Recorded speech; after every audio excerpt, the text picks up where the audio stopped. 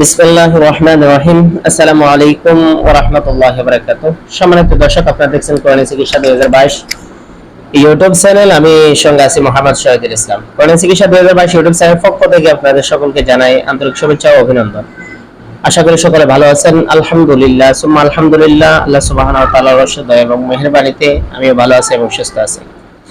আমরা আজকে গুরুত্বপূর্ণ একটি আলোচনা করব, যে আলোচনা আমার একটা চিকিৎসার ক্ষেত্রে একটা অভিজ্ঞতার আলোকে আমি কথাগুলো বলার চেষ্টা করবো ইনশাআল্লাহ তাআলা। ধৈর্য সহকারে শুনবেন, আশা করি এখান থেকে আপনি ফায়দা হাসিল করতে পারবেন এবং কিছু শিখতে পারবেন এবং আপনি নিজে জিন আক্রান্ত কোনো রোগীকে আপনি চিকিৎসা দিতে পারবেন ইনশাআল্লাহ।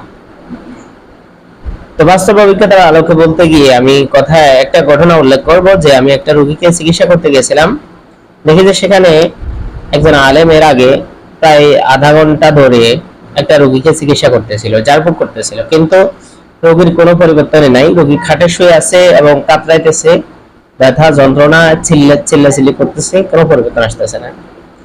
এখন এখানে পরিবর্তন না আসার কারণটা কি সেটা আলোচনা করবো। আগে পরিবর্তন না আসার মেইন কারণ হলো যে এই রোগীটাকে যে জিন আক্রান্ত করেছে ওই জিনটা শরীরে প্রবেশ করছিল, করার পরে জিনটা যখন ঝাড়ফুঁক করতেছিল শরীর থেকে আস্তে বের হয়ে বাহিরে অবস্থান করতেছিল।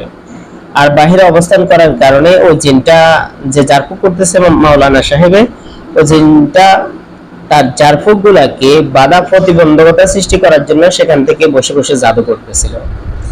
এই কারণে রোগীর কোনো পরিবর্তন আসতেছে না। এইভাবে যদি উনি 1 ঘন্টা নয়, দীর্ঘ 4-5 ঘন্টা পর্যন্ত চিকিৎসা করে, কোনো ফলাফল আসবে না।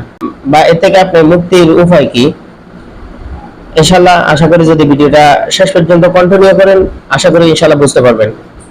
আমি স্টেপ বাই স্টেপ, আমি সুন্দরভাবে, আমি যেভাবে চিকিৎসা দেই সেভাবে আমি আলোচনা করার চেষ্টা করব ইনশাআল্লাহ। তো এই রোগীটাকে প্রথমে আপনি ঝাড়ফুঁক করার জন্য অথবা রোগীটাকে রোকিয়া করার জন্য এবং জিনের এই আসরকে দূর করার জন্য আপনি প্রথমে রোগীটাকে উঠে বসাবেন।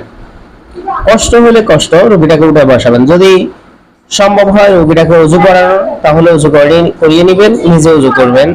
আর যদি সম্ভব না হয় রোগীকে ওযু করানো, তাহলে রোগীটাকে বসাবেন আর আপনি নিজে ওযু করে নেবেন।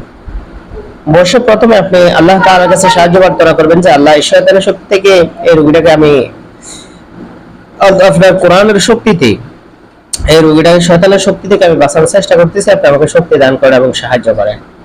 এবারে আপনি প্রথমে দুরূদ শরীফ পড়বেন কয়েকবার, আপনি 3 বার 7 বার এরপরে 11 বার পড়তে পারেন। দুরূদ শরীফ পড়বেন। এরপরে দুরুদে শিফা যেটা আছে, আল্লাহুম্মা সাল্লি আলা সাইয়্যিদিনা মুহাম্মাদিন বিআদাদি কুল্লি দাই ওয়া দাওয়াইন ওয়া বিআদাদি কুল্লি ইল্লাতি ওয়া শিফা।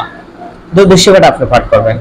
দুরুদ শিফা পাঠ করার পরে আপনি রোগীর সামনে বসায় ওই জিনটাকে হাজির করবেন। ওই জিনটাকে যদি এই অবস্থাতে, যে জিনটা রোগীর শরীরে আসছিল, এরপরে ঝাড়ফুঁকের সময় রোগীর শরীর থেকে জিনটা বের হয়ে অন্য জায়গায় বসে আছে, এমত অবস্থায় জিনটাকে যদি হাজির না করেন আপনি, তাহলে ওই জিন থেকে আপনি রোগীকে বাঁচাতে পারবেন না, আর রোগীর কোনো পরিবর্তন আসবে না। এজন্য এবার বলে, হুজুর আমি হাজির করব কিভাবে, আমার তো কিছু জানা নাই। ইনশাআল্লাহ আমি বলতেছি, আপনি ধৈর্য সহকারে শুনুন। আপনি যেটাকে হাজির করার জন্য পবিত্র কোরআনুল কারীমের বিকল্প নাই। কোরআন এমন একটা শক্তি, যে শক্তির মাধ্যমে সমস্ত শয়তানের শক্তিকে ধ্বংস করা নিমিষে সম্ভব ইনশাআল্লাহ। আপনি যদি রেগুলার আমল হন বা সব সময় আমল করেন এমন ব্যক্তি হন, তাহলে আপনাকে কিছু পড়া লাগবে না। আর যদি আপনি রেগুলার আমল না হন, তাহলে আপনাকে একটু কষ্ট করা লাগবে জিনটাকে হাজির করার জন্য। এজন্য আমরা ইনশাআল্লাহ জিন হাজির করার জন্য যে যারা কাজ করব, আমরা আমলগুলো কন্টিনিউ করার চেষ্টা করব ইনশাআল্লাহ। আমলগুলোর ভিতরে সবচেয়ে গুরুত্বপূর্ণ 4টা আমল, একটা হলো জিকিরের আমল, একটা 5 ওয়াক্ত নামাজ জামাতের সাথে আদায় করে, এরপরে বেশি বেশি জিকির করা, ইস্তেগফার পড়া, নজর চোখের হেফাজত করা। এই আমলগুলো যদি আপনার কন্টিনিউ থাকে, তাহলে আপনি বসে রোগীর সামনে বসে আপনি ওই জিনটাকে সরাসরি ডাক দিবেন, যে এই রোগীর নাম ধরে বলবেন, এই রোগীকে যে ক্ষতি করো, যে জিনটা ক্ষতি করো, তুমি যেখানে থাকো দ্রুত তার শরীরে এসে হাজির হওয়ার সাথে কথা বলো। ও যে আপনার যদি আমল থাকে, তাহলে ইনশাআল্লাহ ওই জিনটা অতি দ্রুত 2-1 মিনিটের ভিতরে ওই শরীরে হাজির হবে এবং আপনার সাথে কথা বলবে। আর যদি আপনার আমল না থাকে, তাহলে আপনি কি করবেন, তখন আপনি পবিত্র কোরআনুল কারীমের প্রথম সূরা ফাতিহা 7 বার পাঠ করবেন। জোরে জোরে সূরা কাফিরুন 7 বার পাঠ করবেন, সূরা ইখলাস 7 বার পাঠ করবেন, সূরা ফালাক 7 বার, সূরা নাস 7 বার পাঠ করবেন। এই আয়াতগুলো পাঠ করার পরে, এই সূরাগুলো পাঠ করার পরে আপনি সূরা ফাতিহা আবার একবার পাঠ করবেন।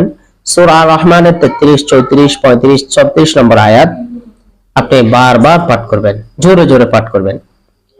আর আল্লাহ তাআলার কাছে সাহায্য প্রার্থনা করবেন যে আল্লাহ এই আয়াতগুলোর স্পেশাল সুপার পাওয়ার মাধ্যমে এই রোগীটাকে, যে জিনগুলা ক্ষতি করে পৃথিবীর যেখানে থাকুক না কেন, এই আয়াতের শক্তিতে তাদেরকে রোগীর শরীরে হাজির করা হোক ইনশাআল্লাহ। সূরা রহমানের আপনি 33, 34, 35, 36 নম্বর আয়াত যদি বারবার জোরে জোরে রোগীর কানের উপর পাঠ করেন, ওই জিনটা রোগীর শরীরে এসে হাজির হবে।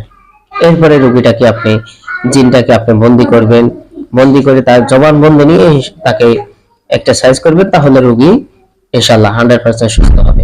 তো আপনি কিভাবে জিন রোগীর শরীরে আসলে রোগীকে বন্দী, রোগীর শরীরে জিনটাকে বন্দী করবেন, এরপরে কিভাবে ওই জিনটাকে শাস্তি দিবেন, কিভাবে তার থেকে কথা বাইর করবেন, এবং কিভাবে ওই রোগীটা থেকে জিনটাকে সরাবেন, এ সম্পর্কে ইনশাআল্লাহ পরবর্তীতে আমরা ভিডিও দেব।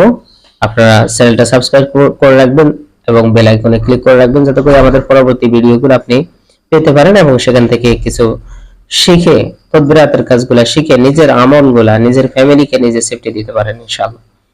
তো এই পর্যন্ত এটাই ছিল আজকের আলোচনা। সকলে ভালো থাকবেন, সুস্থ থাকবেন, আল্লাহ তাআলা সকলকে সুস্থ রাখুক এই আশা কামনা করে আজকে বিদায় নিচ্ছি। দেখা হবে পরবর্তী অন্য কোনো ভিডিওতে। আসসালামু আলাইকুম ওয়া রাহমাতুল্লাহি ওয়া বারাকাতুহু।